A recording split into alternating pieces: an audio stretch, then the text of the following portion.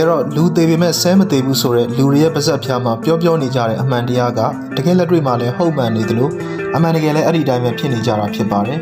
လူတယောက်ကိုသူ့ရဲ့အသက်ကလုံးဝသေဆုံးသွားခဲ့ပါပြီလို့ဆုံးဖြတ်ချက်ချလိုက်နိုင်ပေမဲ့လည်းသူ့ရဲ့ခန္ဓာကိုယ်အတွင်းထဲမှာရှိနေတဲ့ဆဲတွေကဆက်လက်ရှင်သန်နေကြပြီးတော့သူတို့ချင်းချင်းတုံ့ပြန်မှုများနဲ့ပြုပြင်မှုမှန်မှုများကဆက်လက်တည်ရှိနေစေပဲဖြစ်ကြောင်းကို Royal Society အဖွဲ့ကထုတ်ဝေလိုက်တဲ့ Open Biology သတင်းထဲမှာလေ့လာတွေ့ရှိခဲ့သူသုတေသီများကထုတ်ဖော်တင်ပြပေးထားပါတယ်ဒီကိစ္စနဲ့ပတ်သက်ပြီးတော့ထိတ်လန့်တုန်လှုပ်စရာသုတေသနပြုလုပ်ချက်များကို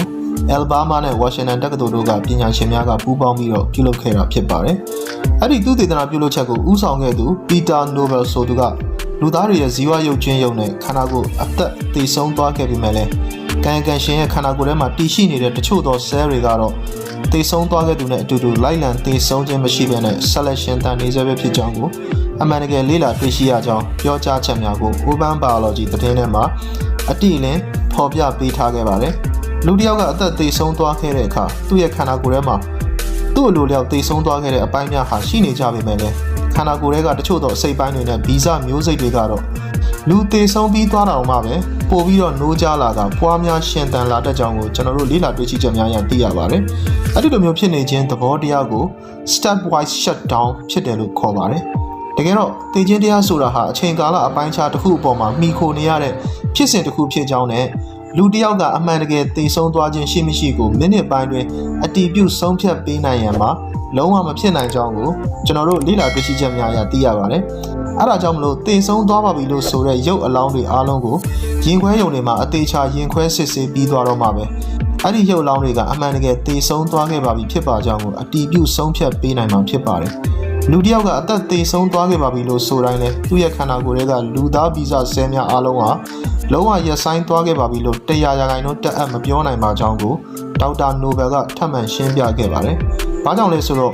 လူတစ်ယောက်ရဲ့ခန္ဓာကိုယ်ထဲမှာဖြစ်တည်နေတဲ့ဆဲတွေကသူတို့ရဲ့သက်ဆိုင်ရာအစိတ်ပိုင်းလိုက်ဆက်လက်ရှင်သန်နေနိုင်စွမ်းများရှိနေလို့ပဲဖြစ်ပါတယ်။လူတစ်ယောက်ကအသက်သေဆုံးသွားခဲ့ပေမဲ့လည်းသူ့ရဲ့ခန္ဓာကိုယ်ထဲမှာရှိတဲ့ဆဲတွေ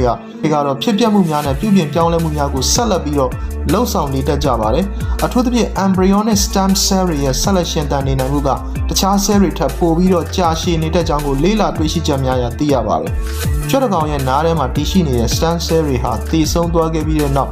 9ရက်ကနေ10ရက်ထိဆက်လက်ရှင်သန်နေနိုင်ပါတယ်။စိတ်တကောင်ရဲ့ tissue cell တွေကတော့41ရက်ကနေပြီးတော့ရက်ပေါင်း160လောက်ထိကိုဆက်လက်ရှင်သန်နေနိုင်ပါတယ်။ယခုပြုလုပ်ခဲ့တဲ့သုတေသနပြုလုပ်ချက်များအားလုံးကအသက်သေဆုံးပြီးသားလူတစ်ယောက်ကိုအသက်ပြန်ရှင်လာနိုင်စေဖို့ရန်အတွက်လှုပ်ဆောင်နေခြင်းမဟုတ်ဘဲနဲ့လူတွေရဲ့ခန္ဓာကိုယ်အတွင်းတိုင်းမှာရှိနေတဲ့ကိုယ်လက်အင်္ဂါအစိတ်ပိုင်းများဟာအချိန်ကာလအဖြစ်ဘလောက်ထိတောင်မှကြာရှည်နိုင်အောင်ခန္ဓာရည်ရှိကြောင်းကိုစမ်းသပ်ပြီးတော့တခြားလိုအပ်နေတဲ့နေရာတွေမှာအစားထိုးထည့်သွင်းတက်ဆင်မှုများကိုပြုလုပ်တဲ့အခါအဆင်ပြေနေစေဖို့ရန်အတွက်သာဖြစ်ကြောင်းကိုဒေါက်တာနိုဘယ်ကရှင်းလင်းပြသစွာထပ်မံဖြည့်ဆွတ်ပြီးပြောကြားပေးခဲ့ပါတယ်။အခုကျွန်တော်ပြောပြပေးသွားခဲ့တဲ့အကြောင်းအရာတွေကတော့လူတွေရဲ့ပါဇက်ဖျားမှာပြောနေကြတဲ့လူသေးပေမဲ့ဆဲမသေးဘူးဆိုတဲ့အမှန်တရားဟာတကယ်လက်တွေ့မှာဟုတ်မှန်ပါကြောင်းနဲ့မှန်ကန်ပါကြောင်းကိုကျွန်တော်ကိုယ်တိုင်လေ့လာတွေ့ရှိထားရသမျှလူကြီးများအားလုံးနဲ့ကျွန်တော်ရဲ့မိတ်ဆွေများအားလုံးကိုဒီဗီဒီယိုလေးကနေတစ်ဆင့်ပြန်လည်ဝေမျှပြီးပြောပြပေးသွားခဲ့ခြင်းဖြစ်ပါတယ်ဒီဗီဒီယိုကိုအစကနေပြီးဆုံးသည့်ထိအားပေးကြည့်ရှုသွားခဲ့ကြတဲ့လူကြီးများကလည်းအခုကျွန်တော်ပြောပြပေးသွားခဲ့တဲ့အကြောင်းအရာတွေကိုအထူးကောင်းမွန်စွာနားလည်ပြီးတော့သဘောပေါက်ကြလိမ့်မယ်လို့ယုံကြည်ပါတယ်ဒီဗီဒီယိုကတော့ဒီလောက်ပါပဲဒီဗီဒီယိုကိုဒီနေရာမှာပဲရပ်နာပါမယ်နောက်ထပ်လာမယ့်ဗီဒီယိုမှာကျွန်တော်တို့အားလုံးပြန်လည်ဆုံတွေ့ကြရအောင်ပါလူကြီးများအားလုံးနဲ့ကျွန်တော်မိတ်ဆွေများအားလုံးကိုယ်စိတ်နှဖျားကျန်းမာချမ်းသာကြပါစေ